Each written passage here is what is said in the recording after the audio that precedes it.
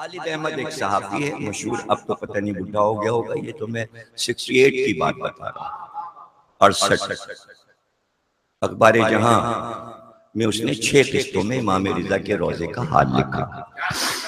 میرے پاس وہ قسطیں ہیں اور میں نے ایک صاحب کو دی تھی، انہوں نے اس کو کتابی شکل میں بھی چھاپ دیا، اور وہ کتاب جو انہوں نے لکھی زہیر صاحب نے، تحصیلدار تھے وہ بہرسر کے رضویہ میں رہتے تھے، ان کے پوتے ہیں اب حسنی صاحب جو رضویہ میں خاران عباس کے سیکریٹری، تو وہ کتاب لکھ رہے تھے کہ جس کو دیکھو لکھتا ہے امام رضا کے ایک ہی بیٹے تھے، انہوں نے ثابت کیا ہے امام کے 5 بیٹے تھے، اس لیے کہ وہ خود رضوی تھے۔ اگر آپ ایک بیٹا ثابت کریں گے امام محمد تقی علیہ السلام تو پھر نسل رضوی کس سے چلی؟ اس لیے کہ 9 سے تو 10ویں امام پہ 11ویں امام 12ویں امام پہ نسل وہاں پر پہنچ گئی، تو پھر رضوی کہاں سے آ گیا؟ تو بیچارے رضوی کے آسمان سے ٹپک گئے۔ اچھا کچھ لوگوں کو ضد ہے کہ وہ یہ ثابت کریں کہ امام رضا کا ایک ہی بیٹا محمد تقی علیہ السلام، لیکن بہرحال قبریں موجود، ایران میں روضے موجود، قبر پہ لکھا ہوا ہے، تو اب چھپانے کی کیا ضرورت ہے؟ تو بہرحال انہوں نے پہلی بار کتاب لکھی تو وہ میرے پاس آئے کہ کچھ چیزیں ہو تو امام پہ مجھے دیجیے، تو میں نے کہا یہ سفر نامہ رکھا ہوا ہے آپ لے جائیے، اور لکھنے والے اہل سنت ہے اور اخبار جہاں کا رپورٹر ہے، وہ لے گئے، انہوں نے چھاپ دیا۔ اس میں بہت سی باتیں، ڈھیروں باتیں، پورے روضے کا حال ہے، تصاویر ہیں روضے کی، ظاہر ہے 68 میں جبکہ سفارت خانہ گیا ہے ایران پاکستان کا، تو وہ اپنے سفیر کے ساتھ گیا تھا روضے پہ زیارت کرنے، اس لیے اس کو اتنی چیزیں اندر سے دیکھنے کو مل گئیں، اور انٹرویو لیا اس نے سب کے خداموں کے، تو اس نے اس میں پوچھا کہ یہ تھوڑی تھوڑی دیر کے بعد امام کی زری دنیا کے تمام ملکوں کے نوٹوں سے بھر جاتی ہے، تو اس کا کیا کرتے ہیں آپ؟ تو اس نے بتایا کہ یہ بار بار خالی ہوتی ہے، یہ بوریوں میں بھر کے امام کا اپنا بینک ہے، یہ جو پورا خراسان ہے یہ پورا صوبہ امام کا ہے، یہاں کوئی گورنر نہیں ہوتا، اس کا گورنر خود امام ہوتا ہے، اور اس صوبے کا دارالحکومت مشہد ہے جہاں امام کا، یہ شہر مشہد ہے، اور خراسان پورا صوبہ امام کا ہے، اور یہ سارا صوبے کا خرچ امام دیتے ہیں، اور کبھی کبھی حکومت وقت شاہ ایران بھی قرضے لیتا ہے، امام کا قرض دار ہے وہ، اور امام سے قرضے ایران والے مانگتے ہیں، اور تنخواہیں خداموں کی اور ملازموں کی، یہ بہت بڑا سیکریٹریٹ ہے امام کا، کتب خانہ ہے، میوزیم ہے، یہ دربان ہے، ملازم ہیں، صفائی کرنے والے، سب کو تنخواہیں امام دیتے ہیں۔ تو اس نے کہا تو اس میں کیا کیا نکلتا ہے؟ اس نے کہا دیکھیں اس میں علاوہ ہر ملک کے سکے اور نوٹوں کے علاوہ اس میں یہ ہے کہ محبت ہے، اور جو پہلی بار آتا ہے تو جب زری کے قریب آتا ہے تو اسے ہوش نہیں رہتا، جب وہ امام ایک تو وہ پہنچنا چاہتا ہے کہ میں اپنے سینے کو امام رضا علیہ السلام کی زری سے مس کر دوں، تو جب وہ لپٹتا ہے زری سے تو اس کے بعد جو ہاتھ میں چیز آتی ہے وہ زری میں ڈال دیتے، تو کچھ لوگوں کے قلم لگا ہوتا ہے قلم ڈال دیتے، اس میں سے ہزاروں قلم نکلتے ہیں، ہزاروں پن نکلتے ہیں، بعض لوگوں کے چشمہ ہوتا ہے وہ چشمہ ڈال دیتے ہیں اس میں، اور جن کے پاس کچھ نہیں ہوتا تو وہ اپنے بٹن نوچ نوچ کے زری میں ڈال دیتے ہیں، اس میں کئی کئی کیلو بٹن نکلتے ہیں۔ تو اس نے پوچھا کہ آپ بٹن کا کیا کرتے ہیں؟ کہ ہم اس کو امام کی ہی زمین پہ دفن کر دیتے ہیں، اس لیے کہ یہ تبرک ہے، اور اس نے کہا تو یہ کیسے پتا چلے کہ جس نے قلم دیا ہے بٹن توڑ کے ڈالا ہے، ڈالرز دیے ہیں، پاؤنڈ دیے ہیں، تو یہ قبول بھی کر رہے ہیں؟ اس نے کہا ایسے ہمارے پاس بہت سے واقعات ہیں، اور ہم آپ کو کچھ واقعات سناتے ہیں کہ کسی چاہنے والے کا حقیر نذرانہ بھی امام رد نہیں کرتے، کہ تابوت آئے گا، آپ کا صرف بوسہ لینا یہی نصرت ہے امام کہ امام بادشاہ ہیں، آپ کیا دے سکتے ہیں؟ چڑھاوے میں کیا دے سکتے ہیں آپ؟ جو بھی دیں گے وہ ان کی بارگاہ میں بس وہ آپ کی محبت ہوگی. وہ محبت آنسوؤں میں بھی ہو سکتی، وہ محبت ماتم میں بھی ہو سکتی، وہ محبت آپ کے اس پیار بھرے ہاتھ میں بھی کہ آپ نے یوں کر کے پیار کیا جیسے آپ نے امام کی اصل قبر کو چوم لیا. اس لیے کہ ہمارے یہاں تو شبی جائز ہے قرآن اور حدیث کے مطابق، اس لیے ہم اس میں فرق نہیں کرتے. ہمارے لیے یہ لکڑی کا تابوت نہیں ہے، یہ چادر نہیں ہے. جب امام سے چیز منسوب ہو تو اس میں روح آ گئی، اس میں روح آ جائے. روح مینس زندگی آ گئی، زندگی کے آثار آ رہا، شادابی آ گئی، شگفتگی آ گئی. یعنی مردہ چیز نہیں، بے جان چیز نہیں. تو اس نے کہا کہ ایسا ہوا کہ لوگ صرف یہ نہیں کہ زری میں ڈالتے ہیں بلکہ گاؤں دیہاتوں سے لوگ چل کے آتے ہیں. تو اپنے خود ہی وہ دل سے آتے ہیں. ہمارے یہاں ایک پورا ڈپارٹمنٹ ہے جہاں پر آڈٹ ہوتا ہے، یعنی خرچے کا جو رجسٹر ہے سال میں ایک بار اس کو آڈٹ کیا جاتا ہے. خرچہ کتنا ہوا، آمد کتنی ہوئی، خرچ کتنا ہوا، اور اس کو شاعران دیکھتے ہیں اور وہ رپورٹ شاہ کے پاس جاتی ہے کہ روزے پہ اس سال میں کتنا بجٹ بنا. تو وہاں سے آرڈرز آ رہے تھے کہ دیر لگ رہی ہے کاغذات آنے میں اور سالانہ رپورٹ اب تک نہیں آئی. تو اس زمانے میں یہاں پر یہ قاعدہ تھا کہ کوئی آیا اور اس اپنے گھر کی کوئی چیز لایا اور دیکھیں ہم اسے امام کے میوزیم میں سجا دیتے. پہلے اسے رجسٹر میں نوٹ کیا جاتا کہ فلاں چیز فلاں تاریخ پر امام کے نذرانے میں آئی. اب جو چیزیں میں نے خود دیکھی اگر میں بیان کروں تو ایک پوری تقریر ہو جائے. چاندی کی تختی پر کٹاؤ میں سورہ یاسین لکھی ہوئی، سونے کی پوری تختی سورہ رحمان لکھا ہوا، کاٹ کاٹ کے لفظ اس میں سے نکالے گئے. ایسے نہیں کہ قلم سے لکھ دیا گیا، لفظ کاٹے گئے، جعلی بنے.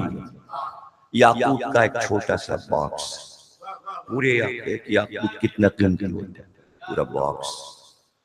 اسی طرح زیور رکھنے کے ڈبے، زیورات، وہ سب نوٹ ہیں اور بتائے گئے. جب آپ امام کی زری کا طواف کریں تو چاروں طرف کی دیواروں کو ایسے کر کے تو شوکیس لگے ہوئے، اس میں خواتین کے گلے کا نیکلیس، کانوں کے بندے، گوشوارے، ہاتھوں کی چوڑیاں، تمام زیورات وہ سب جواہرات سے بنے ہوئے، سچے موتی، وہ سب اوپر لگے.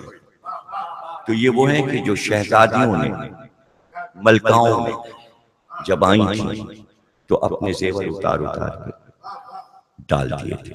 جو بھی وہ پہنے تھے ملکاؤں نے اپنے زیور نچھاور کیے، وہ سب اوپر دیواروں میں لگا دیے. وہاں سب فہرست ہے کہ کس دور میں کس بادشاہ کی کون سی بیگم آئی. اب ظاہر ہے کہ تیمور لنگ کی جو بہو تھی، بیٹا اس کا شاہ رخ تھا، تو اس کی بہو کا نام تھا گوہر شاد. تیمور لنگ کی بیٹے کا نام شاہ رخ، بہو تھی گوہر شاد. نام لیتے بھی ڈر رہا ہوں. کہانی بنتے تو 2 منٹ میں بنتی ہے. کل عشرت کہہ رہے تھے کہ واٹس ایپ پہ پوچھا جا رہا ہے مختار کہاں سے آ گئے، وہ تو قید میں تھے. ابھی بتایا کہ قید سے لایا گیا، زنجیروں میں بندھے ہوئے لایا گیا. تو جہالتوں کی انتہا. تو گوہر شاد جب آئی تو اس نے ایک مسجد بنوائی. وہ ایسی خوبصورت مسجد روضے میں بنی جو مسجد گوہر شاد کہلاتی ہے، جس میں زیارت کے بعد لوگ جا کے نماز پڑھتے ہیں. صرف اس کے نقش ایسے ہیں کہ صدیوں کے بعد بھی گوہر شاد کی مسجد کا حسن ختم نہیں ہوا. تو جس کے پاس جو ہے وہ امام کو نچھاور کر رہا ہے، پیدا کر رہا ہے، دے رہا ہے. تو اس طرح چیزیں خود امام کے ہاتھ کا لکھا ہوا قرآن وہاں موجود ہے جو میں نے دیکھا، اور ائمہ کے ہاتھ کے لکھے ہوئے قرآن امام کے میوزیم میں رکھے ہوئے۔ لوگ جاتے ہیں زیارت کرتے ہیں لیکن یہ چیزیں نہیں دیکھتے، تو جایا کریں تو یہ سب چیزیں بھی دیکھیں، اور وہاں کوئی چیز کھو نہیں سکتی۔ وہ کہیں بھی کوئی، میں گیا تھا فیروز کے مزار پہ،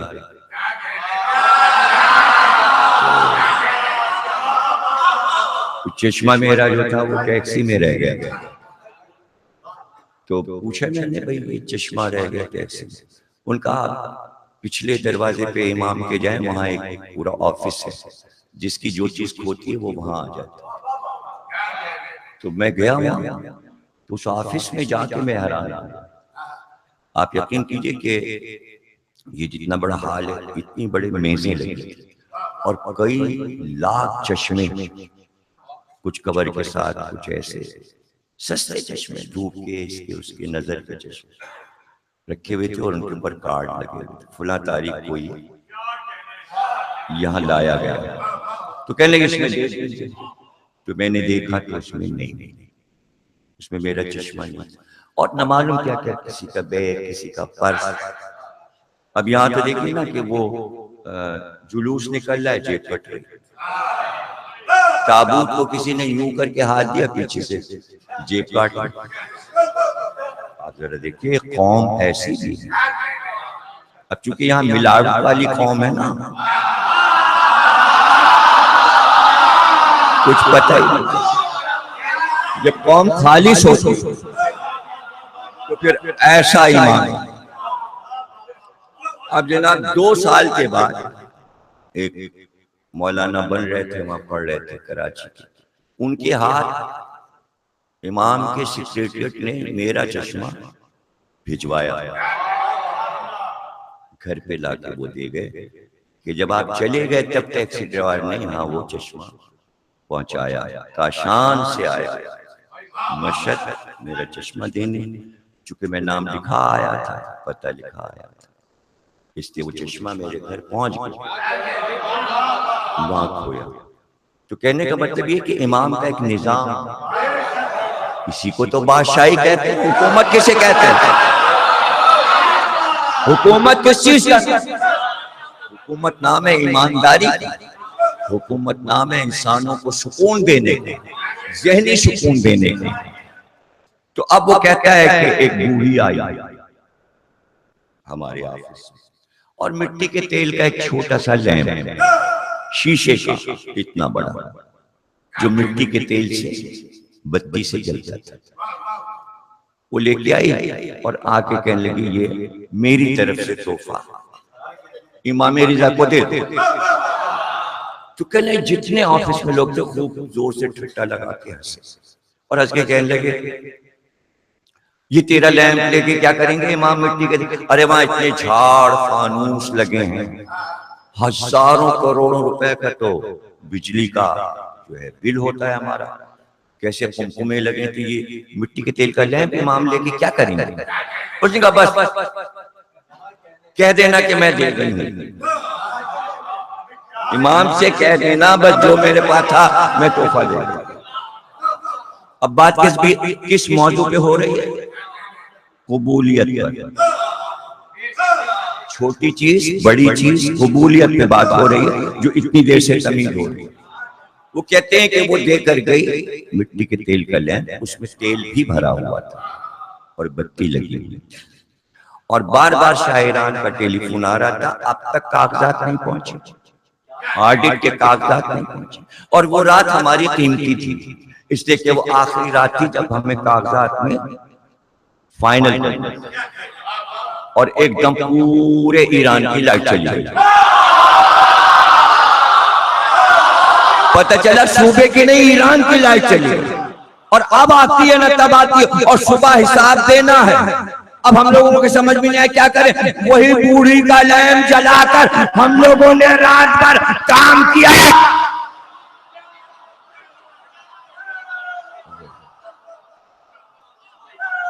صبح کو کام پورا ہو گیا، تو اس نے صحافی سے کہا خدام نے اس طرح امام قبول کر لیتے ہیں، اس طرح امام نذرانوں کو قبول کر لیتے ہیں، زندگی میں عطا کرتا، کوئی محروم نہیں گیا۔ امام نے ایک شعر اگر کسی نے پڑھ دیا حسین تو اس کے آگے نذرانوں کا ڈھیر لگا تھا۔ دیبل آ گئے، ولایت علی پہ قصیدہ سنا دیا اور پھر مصائب پڑھنا شروع کر دیا کہ دے دو اسے نذرانے دیتے۔